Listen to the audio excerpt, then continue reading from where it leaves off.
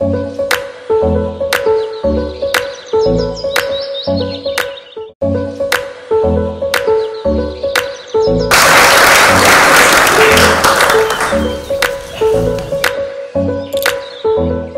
savons que le Togo a accéléré sa croissance. Nous savons aussi que le Togo s'est positionné dans la région ouest africaine comme un pays qui ferait vraiment des efforts considérables pour changer non seulement la situation économique du pays, mais aussi le positionnement de la région. Puisque vous avez dans votre plan de développement, dans votre vision, un certain nombre de priorités qui sont très liées au contexte régional, comme par exemple le fait que il y a des investissements dans la logistique, dans le hub d'affaires, dans un certain nombre de domaines qui profitent l'ensemble de la sous-région. Alors ma première question pour vous, c'est de savoir, à partir de cette conversation, on veut vraiment prendre un certain nombre de nouveautés que vous avez introduites dans votre vision et des informations qui vont pouvoir permettre à cette audience de connaître mieux votre pays. Et la première chose, c'est justement l'effort que vous avez fait, considérable pour les infrastructures, mais qui a aussi endetté un peu le pays. Comment vous expliquez cette priorité que vous avez donnée aux infrastructures et qu'est-ce que vous avez fait dans ce domaine en particulier? Merci, professeur Carlos, et merci pour cette invitation que vous avez adressée et merci surtout pour votre présence ici. Je suis sûr qu'avant cette session, très peu de personnes peut-être connaissaient le Togo, sinon de façon anecdotique. Donc c'est une opportunité pour moi de parler de mon pays et j'espère d'attirer plus d'investisseurs et plus d'investissements au Togo. En effet, Carlos, nous avons, je pense que 2005, ça commence par la fin d'une histoire difficile, la fin d'une crise qui a plombé le pays puisque nous avons pendant 15 ans perdu presque 15 points de taux de croissance sur 15 ans. Donc les infrastructures étaient délabrées. Nous avons mené un processus de réconciliation, stabilisé le pays, mais la grande question, comme vous le savez tous dans nos pays, c'est l'économie. Comment faire démarrer l'économie alors que la confiance était réduite à cause de cette longue crise. Donc il fallait que l'État, je crois, fasse le premier effort. Donc la première tâche a consisté à être éligible à l'initiative PPTE pour avoir une réduction de la dette. Et malheureusement, ayant été en marge un peu de la communauté financière à cause des sanctions, cette initiative nous a permis de réduire le niveau d'endettement qui était élevé, plus de 100%, mais on l'a ramené seulement à 40%, 40-41%. Néanmoins, il a fallu investir parce que sans cela, rien n'était possible. Et l'investissement devait être productif. Donc nous avons naturellement choisi d'investir dans les infrastructures parce que ça correspondait un peu à la vocation de notre pays. Togo a toujours été un carrefour d'échange, un pays de transit. Mais quand vous avez un aéroport qui est en mauvais état, qui n'a pas bien été entretenu, quand vous avez un port qui est dans une situation un peu léthargique, donc vous ne pouvez pas. Et les routes étaient délabrées alors que nous dépendions beaucoup parce que le port de Lomé a toujours été un port franc, donc à la disposition aussi des pays de l'Interland. Donc nous nous sommes dit que, si l'État ne faisait pas l'effort initial, on n'attirerait pas l'attention du secteur privé, on n'attirerait pas l'attention sur notre pays et on ne pouvait pas avancer. Donc c'est ce qui a fait que nous avons pris le risque d'investir dans le port grâce à nos amis du secteur privé, notamment l'entreprise MSC et Bolloré.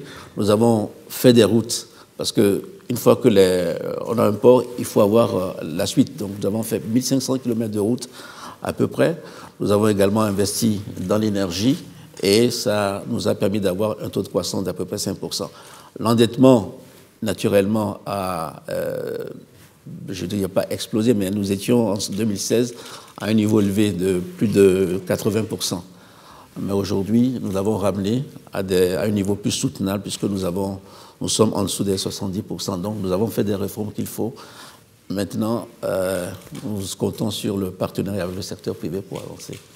Et les résultats sont là puisque maintenant, vous avez le port qui a le plus grand trafic dans toute la zone du Golfe de Guinée et Afrique occidentale. Oui. L'aéroport est un des plus modernes.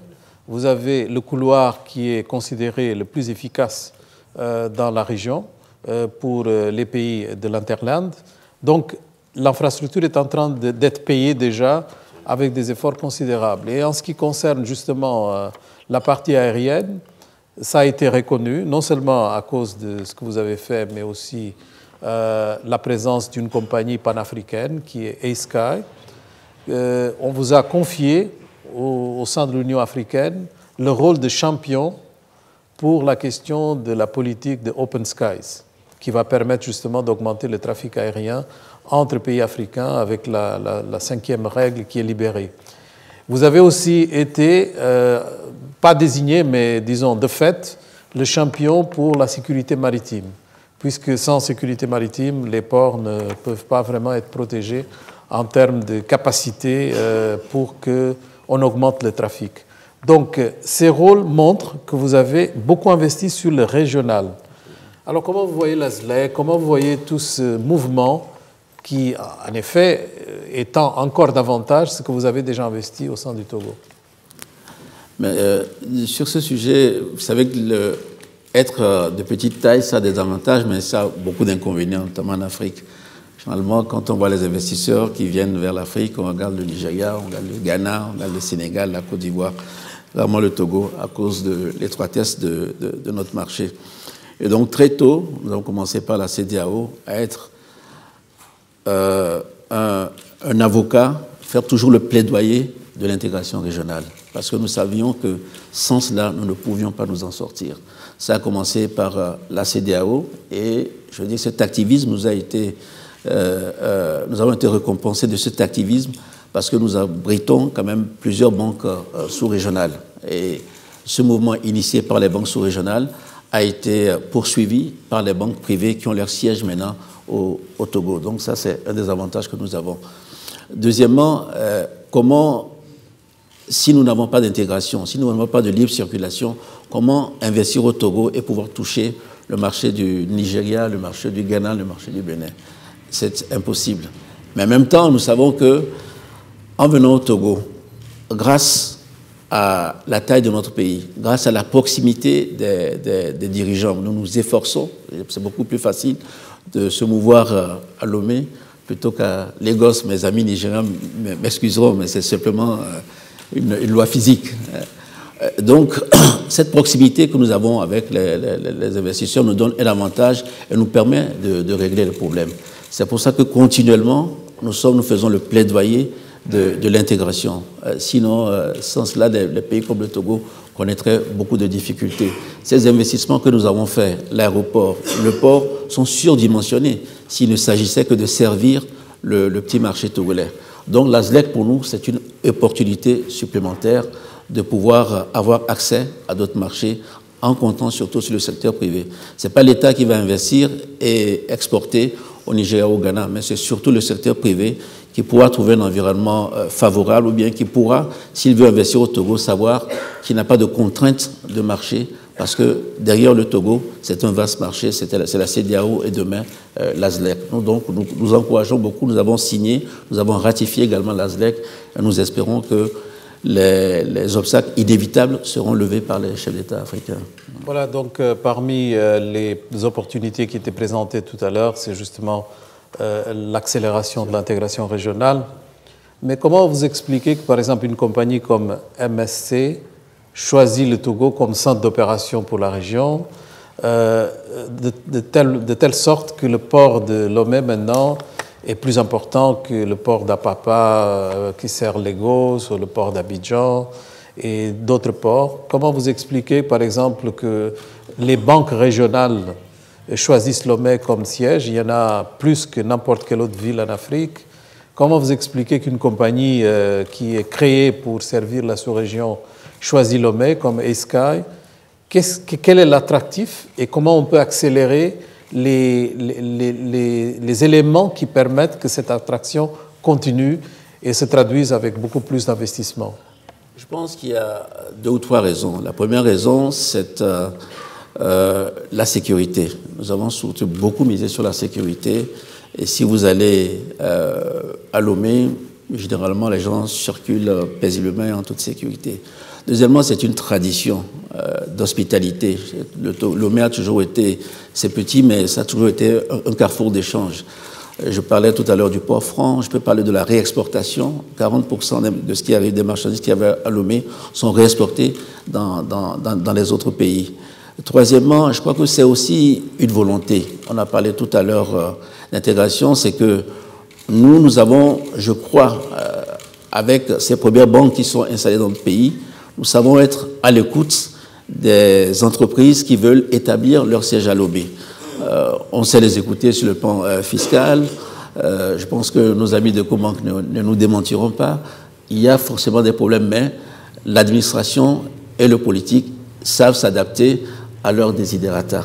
Et je pense que la combinaison de ces trois facteurs-là, et puis bon, une fois que vous avez la BOAD, vous avez la BIDC, vous avez Cobanque, les autres suivent le mouvement. Donc il y a un canevas aussi qui est là-bas au niveau de l'administration que nous mettons à la disposition des autres personnes qui peuvent suivre. Comment maintenant amplifier ce mouvement? Je pense qu'un des plus gros défis reste l'éducation. Je pense qu'un pays comme le Togo qui abrite autant d'institutions financières devrait avoir une business school de first class, ou bien une école où on peut apprendre le métier des banques, parce que nous avons toutes ces banques dans notre pays. Donc il y a cela. Et puis peut-être aussi un effort au niveau du Code du travail, des lois du travail. Je le dis en pensant à mon ami d'Ecobank, parce que je sais que c'est une de ses principales préoccupations. Donc, ça va se faire assez rapidement. Voilà. Vous avez parlé d'éducation. Dans le domaine social, il y a eu un certain nombre de gains aussi depuis la mise en place des nouvelles politiques, et notamment le PND envisage un paquet de mesures dans le domaine social qui sont assez intenses. Et le Togo a déjà l'avantage d'avoir, pour ceux qui ne savent pas, le taux de chômage le plus bas d'Afrique de l'Ouest et un des plus bas d'Afrique. Donc ça, c'est déjà un gain. Donc ça devait permettre une certaine paix sociale. Comme vous avez parlé de stabilité, je me permets de vous interroger sur la situation politique. Est-ce que vous pouvez rassurer les investisseurs sur la question de la stabilité? Merci, Carlos. Ça me donne l'occasion de parler un peu de ce volet social et puis du volet politique. Sur le volet social, c'est vrai que nous avons un taux de chômage qui est assez bas, que nous le devons au dynamisme des jeunes Togolais, surtout des femmes togolaises qui s'investissent beaucoup. Et ce taux de chômage cache peut-être une réalité qui est un peu la précarité. Parce que la plupart de ces personnes travaillent, mais elles sont parfois confrontées au phénomène de la pauvreté. Donc, ce que le PND va apporter, c'est justement de réduire cette précarité-là, en leur permettant d'avoir des revenus supérieurs, puisque nous allons moderniser l'agriculture, mais également en leur permettant de sortir de l'informel, en mettant des outils comme la micro-assurance, parce que parfois ce sont de petits problèmes de santé qu'ils ont. Donc quand il y a la micro-assurance, ça leur permet aussi de régler ces problèmes de maladie. Donc le taux de chômage est bas, mais également réduire le niveau du sous-emploi par des revenus supérieurs et des revenus réguliers. Quant à la situation politique, bon, elle s'est tendue en 2017, mais aujourd'hui, cette phase est derrière nous et les réformes consensuelles qui avaient été acceptées par toute la classe politique ont été mises en œuvre, notamment le mode de scrutin et la limitation des mandats. Nous préparons des élections législatives à la fin du mois de juin. Je pense que si on n'a rien entendu, c'est que ça se déroule bien et que c'est calme. Et puis l'année prochaine, nous aurons des élections présidentielles. Donc je crois que, pour parler de stabilité, aujourd'hui, le système politique en place est comparable à ce que vous allez trouver dans pratiquement tous les pays de la CEDEAO. Donc c'est la limitation des mandats et les 2 tours. Voilà. Et donc, une autre question qui, à mon avis, intéresse beaucoup cette audience, c'est les efforts qui ont été faits pour réformer les climats d'affaires. Oui. Puisque vous avez mentionné un certain nombre d'éléments, la fiscalité, le code de l'emploi. Il y a d'autres domaines qui sont importants en termes de régulation. Si le Togo veut vraiment devenir un hub d'affaires, qui est une des priorités du PND, du Plan national de développement, Bien sûr, il doit être perçu comme un pays qui a tous les atouts pour attraire l'investissement. Et nous nous rendons compte que vous avez été classé par la Banque mondiale dans le dernier Ease of Doing Business comme le premier pays réformateur en Afrique de l'Ouest et parmi les plus réformateurs en Afrique. Et le Millennium Challenge Account a aussi considéré que le Togo était un des meilleurs pays en termes de réformes. Donc les réformes sont en train de se produire. Mais est-ce que vous avez déjà traduit cela en termes de résultats concrets d'investissement et d'opportunités? C'est vrai que la question du climat des affaires, elle s'est imposée à nous. Comme je vous ai parlé du problème d'endettement, à partir du moment où l'État n'a plus ses capacités, il faut bien que le secteur privé, si on veut continuer à développer le pays, ait la possibilité ou les opportunités d'investir. Donc c'est ce qui a été une des principales motivations. Donc nous avons mis en place certaines structures comme une cellule climat des affaires et une delivery unit pour expédier les problèmes que les entreprises privées pouvaient rencontrer. On a également un cadre de dialogue avec le secteur privé. Et puis, c'est vrai, nous regardons beaucoup les bonnes pratiques qui se font dans les pays qui excellent dans ce domaine. Un pays comme le Rwanda, nous avons une bonne coopération avec eux en la matière. Mais je crois qu'il faut que nous allions plus loin parce que notre ambition est grande, puisque ce sont les 2/3 du PND que nous souhaitons pouvoir faire financer par le secteur privé, offrir des opportunités. Une de ces opportunités, c'est la privatisation de la compagnie de télécom et d'autres aussi privatisations vont suivre. Parce que le poids de l'économie, compte tenu de le poids de l'État dans l'économie est beaucoup trop important. Il faut faire de la place au secteur privé. Donc, très bientôt, en plus de cette amélioration de la business environment, je pense qu'il y aura des opportunités d'affaires dans l'industrie, dans l'agriculture et dans d'autres domaines d'infrastructure. Je ne peux pas le révéler encore ici, mais très prochainement, je pense que vous entendrez parler du Togo sur le fond des privatisations. Voilà. I want to thank the President for this moment. It was very informative and I'm sure people really enjoyed your presentation. Thank you very much. Thanks a lot.